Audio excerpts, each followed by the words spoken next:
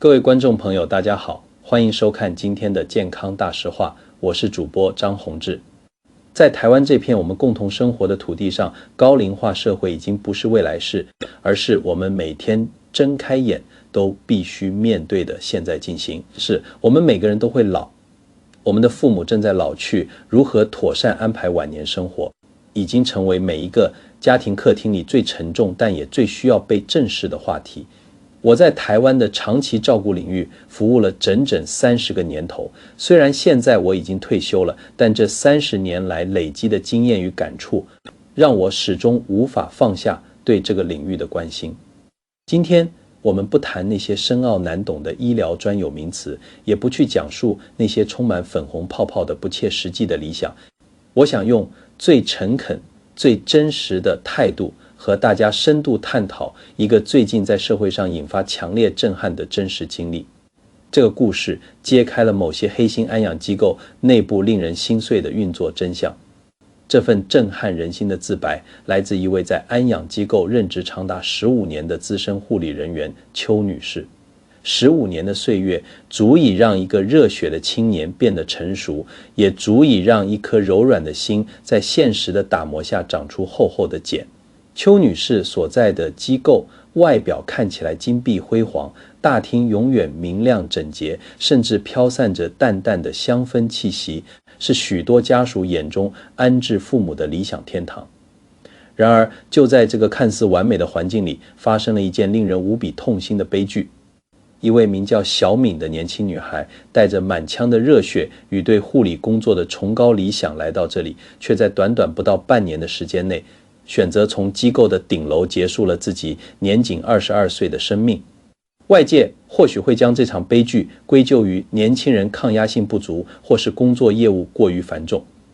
但身为资深内部人员的邱女士深知，真正将小敏推向绝望深渊的是隐藏在机构日常运作背后那些将生命量化、将人性扭曲的潜规则。小敏的离世成为了唤醒邱女士良知的最后一声巨响。邱女士在辞职后翻开了自己多年来记录工作琐事的笔记本，那些曾经被视为理所当然的职场生存法则，如今看来却是字字句句都充满了对生命的轻蔑。她首先揭露的第一个现象就是机构内部的隐形阶级制度。当一位长辈被办理入住手续时，管理阶层会透过极为细致的观察与对谈，迅速评估家属的经济能力、社会地位以及未来探视的频率。这些资讯会转化为只有内部人员才懂的代码，悄悄标记在长辈的病历档案上。资源丰厚、经常有家属探望的长辈会被归类为顶级客户，他们能够享受到最细致的照顾，从饮食的温度到床单的平整度，每一个细节都不会被遗漏。相对地，那些没有家属闻问，仅靠社会福利金补助的长辈，则往往成为资源分配的最底层，他们的呼唤容易被忽略，他们的需求总是被排在最后顺位。这种将照护品质与社经地位直接挂钩的现象，赤裸裸地展现了商业利益对医疗伦理的侵蚀。作为一个在长照界打滚了30年的老兵，我看到这个现象时，内心其实是充满了无奈与沉痛。我们必须理性地剖析，这种阶级制度之所以会存在，很大程度上源自于目前台湾长照体系中严重的资源不对等与人力荒。照顾一位失去生活自理能力的长辈是一项极度耗费体力与心神的工作。在理想的状态下，我们希望每一位长辈都能得到100%的关注，但在现实的机构环境中，一名照服员往往需要同时面对多位甚至10几位状况各异的长辈，在极度疲劳与时间压迫的双重夹击下，人性往往会选择最安全的生存策略，那就是优先处理那些可能引发纠纷、会被家属投诉的个案。这并不是说第一线的照护人员天生缺乏同情心，而是当整个系统的运作逻辑被绩效与客诉绑架时，最需要被关怀的弱势群体往往就成了最容易被牺牲的对象。家属的监督与陪伴在无形中成为了保障长辈权益的最有力筹码。接下来，邱女士提到了第二个让人感到沉重的现象，那就是关于长辈睡眠管理的潜规则。在安养机构中，确保长辈有充足的睡眠，表面上听起来是一项充满人性关怀的措施。然而，邱女士却揭露，某些机构为了便于管理，减轻夜班人员的负担，会滥用具有镇静效果的药物，将这些药物美化为帮助睡眠的营养针或安神剂。她分享了一位患有轻度失智症的退休教师黄老师的故事。黄老师原本是一位性格开朗、喜欢唱歌的长辈，只是因为日夜颠倒，夜间活动较为频繁，影响了其他室友的作息，就开始被机构强行介入所谓的睡眠管理。从最初在饭菜中掺入镇静药粉，到后来直接注射强效药物，黄老师的生命活力就这样一点一滴地被化学药剂剥夺。几个月后，原本还能与人交流的他，变成了一个只能瘫坐在轮椅上，眼神呆滞，完全失去自理能力的躯壳。这个案例触及了老年医学与照护伦理中非常核心的争议，也就是化学约束的滥用问题。失智症长辈常常会伴随精神行为症状，像是日夜作息混乱、游走或是情绪躁动，这些确实会给照顾者带来极大的困扰。在正规的医疗程序中，我们应该优先采用非药物治疗的方式来缓解这些症状，例如增加白天的日照时间，安排适当的体能活动，或者是透过音乐疗法与怀旧疗法来稳定长辈的情绪。但是这些非药物治疗需要投入大量的人力与时间去陪伴与引导，这对于许多人力严重吃紧的机构来说，几乎是一项不可能的任务。为了快速解决眼前的人际冲突与管理困扰，寻求药物介入就成了最廉价也最省事的捷径。家属在不知情的情况下看到长辈不再吵闹，或许还会感激安养院的专业照顾，却不知道这份宁静是用长辈残存的认知功能与生命尊严换来的代价。第三个潜规则涉及的是机构内部对于医疗疏失的掩盖手法。邱女士将其称之为一门残酷的艺术。在长照环境中，卧床长辈最容易面临的并发症就是压疮，也就是我们常说的褥疮。预防褥疮的黄金法则就是定时为长辈翻身拍背，保持皮肤的清洁与干燥。然而在夜间人力极度匮乏的情况下，要严格执行每2小时翻身一次的标准作业程序，往往流于形式上的记录。当长辈因为长期受压而出现初期褥疮时，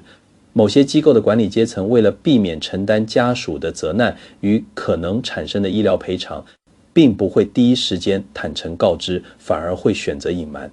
他们会试图在内部进行私下处理，一旦情况恶化到无法掩饰的程度，就会开始运用一套看似专业的医疗话术，将褥疮的形成归咎于长辈自身血液循环不良、营养吸收障碍等不可抗力的生理因素，甚至暗示是因为家属没有购买高阶的减压气垫床所导致，成功的将疏失的责任转嫁出去。要深入理解这个现象，我们必须探讨医疗照护体系中普遍存在的防卫性医疗与纠责文化。当一个机构的经营理念是以避免犯错和规避责任为最高指导原则时，第一线的工作人员一旦发现问题，直觉的反应往往不是立即寻求协助，而是害怕受到惩处而选择隐匿。压疮的进展速度是非常惊人的，一旦皮肤组织开始缺血坏死，如果没有及早介入清创与减压，很快就会升级肌肉甚至骨头，引发严重的全身性感染。邱女士故事中的李大哥就是因为机构初期的隐瞒与延误，最终导致败血症而痛苦离世。这提醒了我们，一个优良的照护机构应该建立起透明开放的通报机制，鼓励员工诚实面对并积极处理照护过程中的意外，而不是将精力耗费在如何编织完美的谎言来推卸责任。家属在探视时也应该学会观察长辈的皮肤状况，用理性和平的态度与机构沟通，共同找出解决问题的方法。邱女士接着谈到了第4个潜规则，这与长辈每天最基本的生存需求饮食息息相关。她描述了安养机构中一种极端双面的运作模式。在有外人参访或是家属探视的特定日子里，机构会端出菜色丰富、营养均衡、令人垂涎3尺的丰盛餐点，展现出极高的照护水准与人文关怀。然而，当大门关上，回归到日常的配餐事实，真实的供餐情况却是另一番光景。为了节省成本与缩短喂食时间，厨房会将各种剩菜剩饭与廉价的食材混合，用大型果汁机打成一桶粘稠的灰褐色泥状物，提供给那些无法自行进食的长辈。在喂食的过程中，为了赶进度，照服员往往缺乏耐性，甚至会用强迫的方式将这些糊状物塞进长辈嘴里。这种完全剥夺味觉享受与进食尊严的做法，让长辈沦为只是为了维持生命迹象而被动接收热量的容器。饮食对于高龄长辈而言，不仅仅是获取营养的途径，更是维持生活品质与心理健康的重要来源。随着年龄增长，许多长辈会面临牙齿脱落、咀嚼能力退化以及吞咽困难的问题。在专业的长期照顾领域，针对吞咽困难的长辈，我们有一套非常严谨的饮食质地调整标准。专业的营养师与语言治疗师会根据长辈的吞咽功能评估结果，将食物处理成适合的安全质地，例如细碎食、软食或是各种不同粘稠度的糊状饮食，并且要求在处理过程中必须尽量保留食物原本的味道与颜色，让长辈在安全进食的同时，依然能够享受食物的美味。将所有食材不分青红皂白地打成一团毫无视觉与味觉可言的泥状物，这在专业照护上是完全不合格的。家属在评估机构时，绝对不能只看表面宣传的菜单，更应该亲自了解机构在处理特殊饮食时的实际流程，甚至要求试吃，确保长辈能够保有最基本的饮食尊严。第5个潜规则探讨的是一个无比沉重且复杂的议题，也就是机构在面对长辈生命末期时的操作手法。邱女士指出，在某些管理者的眼中，长辈的死亡不仅仅是一个生命的陨落，更是一场关于成本与利润的精密计算。她列举了2个极端对比的案例来阐述这个观点。当面对一位拥有丰厚退休金且家属极度孝顺的顶级客户时，机构会利用家属不舍放弃任何一丝希望的心理，极力劝说家属自费使用各种昂贵的维生设备与标靶药物。即便医疗团队已经明确判定病情不可逆转，管理者依然会用生命的奇迹这种充满诱惑力的话术，让长辈在加护病房里插满管子，承受巨大的无效医疗痛苦，直到耗尽家庭的最后一分积蓄。这是一种利用家属愧疚感与孝心来进行道德绑架的残酷手段。相对应的另一个极端，则是当机构面对一位缺乏家属澳元、仅靠微薄补助生活的弱势长辈时，态度却会产生180度的大转变。当这类长辈发生急性心肌梗塞等需要紧急动手术抢救的状况时，机构管理者会用充满同理与慈悲的语气，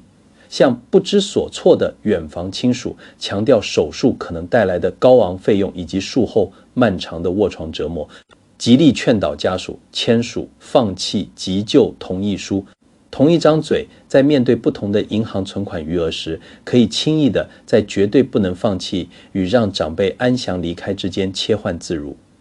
这种将生命价值完全取决于经济能力的做法，彻底粉碎了医疗照护的公平与正义。生死大关竟然成为了某些有心人士操弄话术、精打细算的商业筹码。探讨到生命的末期课题，我们必须回归到台湾近年来极力推广的病人自主权利法以及安宁缓和医疗的理念。现代医学的发达虽然能够延长生命的长度，但如果不加以节制，往往也会延长死亡的痛苦过程。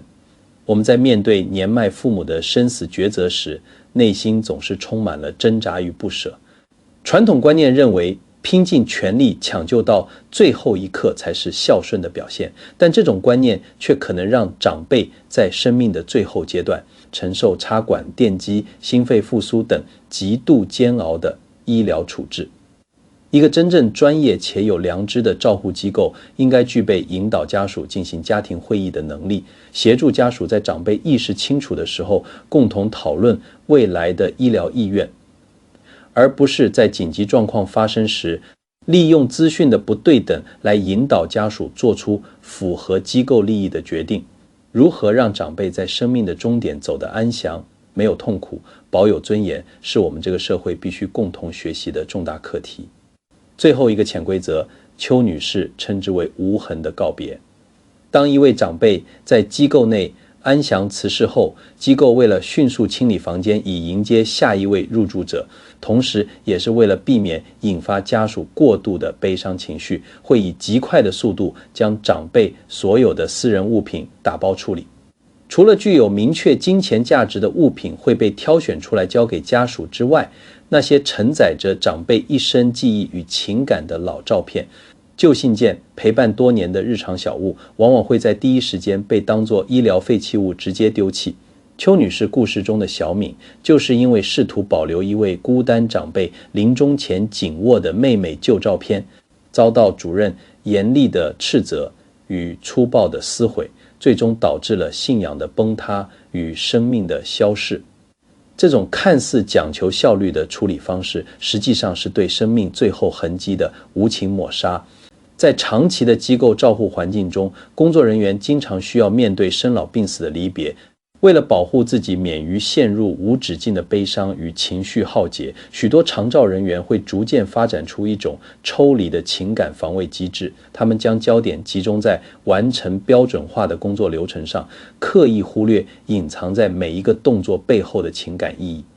然而，我们不能忘记，每一件看似不起眼的旧物，对于家属而言，都可能是一把解开思念与回忆的钥匙。一个具有人文深度的照护机构，在处理长辈的遗物时，应该展现出更高的尊重与同理心。我们可以设立专门的陪伴流程，邀请家属共同参与遗物的整理，让这个过程成为一种心灵疗愈与告别的仪式，而不是冷冰冰的垃圾清除作业。保留那份最后的温度，是对逝去生命最基本的敬意。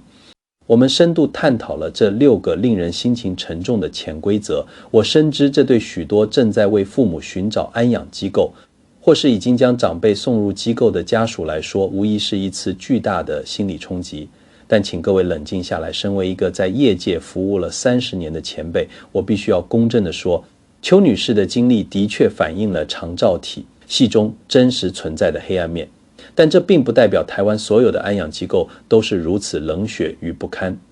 在台湾的各个角落，依然有非常多充满爱心、坚守专业伦理的护理人员与照护员。他们每天在资源有限的环境下，默默地为长辈的尊严与健康付出心力。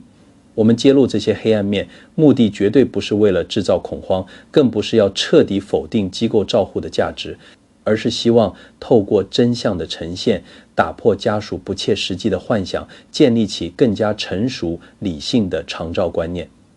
当我们的家庭面临无法独自承担照顾重任，必须寻求机构协助时，我们该如何避免落入这些潜规则的陷阱呢？首先，实地走访与细致的观察是绝对不可少的步骤。当您参观一家安养机构时，请将目光从富丽堂皇的硬体设备移开，转而关注那些真正影响照护品质的软体细节。您应该仔细观察工作人员在与长辈互动时的眼神与语气，是充满耐心的引导，还是机械化的命令。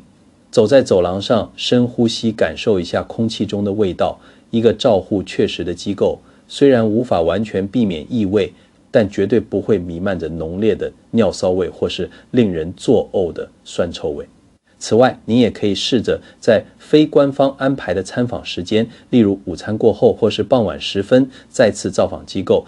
看看在没有预先准备的情况下，长辈们真实的生活状态。除了观察机构的日常运作，了解机构的人力配置与员工流动率也是非常关键的指标。一个好的照护环境必须建立在稳定且充足的人力资源之上。如果一家机构经常在招募新人，员工的流动率居高不下，这往往意味着内部的工作环境充满压力，而这种压力最终必然会转嫁到长辈身上。您可以主动向机构主管询问照服员的排班状况，特别是夜间人力的配置比例，确保机构有足够的能力应付各种突发状况。同时，也要详细了解机构在处理意外事件时的标准通报流程。一个愿意坦诚面对问题，与家属保持双向沟通的机构，远比那些总是宣称一切完美、没有任何瑕疵的机构来得更加可靠与值得信任。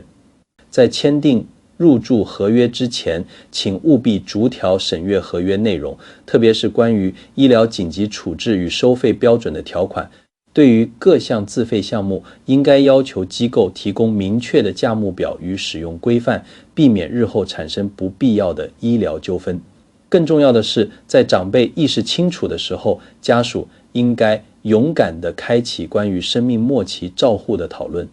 这是一个非常艰难但绝对必要的沟通历程。了解长辈对于插管急救等医疗处置的真实意愿，并且将这些意愿清楚地记录下来，与机构的医疗团队达成共识。这样做不仅是对长辈生命自主权的最大尊重，也能够在危急时刻减轻家属替长辈做决定的心理负担与内疚感，避免落入无效医疗的深渊。我们必须深刻体认到，将长辈送进安养机构绝对不是照顾责任的终点，而是一个全新照顾模式的起点。家属不应该抱持着付费买服务的心态，将所有的责任完全外包给机构，而是要积极的与机构建立起合作伙伴的关系。定期的探视与陪伴是家属能够提供给长辈最珍贵的礼物。在探视的过程中，除了关心长辈的身体状况，我们也可以主动与第一线的照服员互动，了解长辈近期的情绪变化与生活琐事，给予这些辛勤付出的工作人员适当的肯定与感谢，能够建立起良好的互信基础，让他们在面对您的长辈时，愿意付出更多的耐心与关怀。当我们发现长辈的照护出现疑虑时，请保持冷静与理性的态度，避免用指责或质疑的语气与工作人员发生冲突。您可以先透过温和的询问，了解事情发生的来龙去脉。如果问题无法在第一线获得解决，再循序渐进地向机构的主管或负责人反映。在沟通的过程中，明确表达家属的期望与底线，同时也要理解机构在实务操作上可能面临的困难，共同寻求改善的方案。如果机构的态度始终傲慢或敷衍，甚至试图掩盖事实，那么我们就应该果断地寻求外部资源的介入，甚至考虑为长辈转换到更适合的环境，妥协与容忍不应该建立在牺牲长辈尊严与安全的基础之上。长照是一场漫长且充满挑战的马拉松，在这条路上，我们都会感到疲惫、无力，甚至怀疑自己。邱女士的自白就像是一面无比清晰的镜子，不仅照亮了安养机构体制内的阴暗角落，也映照出我们社会在面对衰老与死亡时集体的焦虑与逃避。我们无法阻止岁月的流逝，也无法保证自己未来的晚年能够一帆风顺，但我们可以从现在开始，为自己与家人储备正确的长照知识与心理建设。关注台湾的长照政策发展，支持那些致力于提升照护品质的优良机构与从业人员，是我们每一个公民的责任。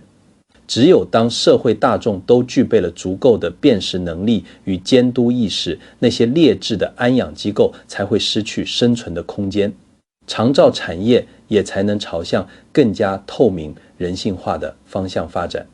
在节目的最后，我想对所有正在这条长照路上辛苦跋涉的家属们说一声，你们真的辛苦了。每一次的探视，每一次的奔波，每一次在深夜里的辗转反侧，都是你们对长辈最深沉的爱的展现。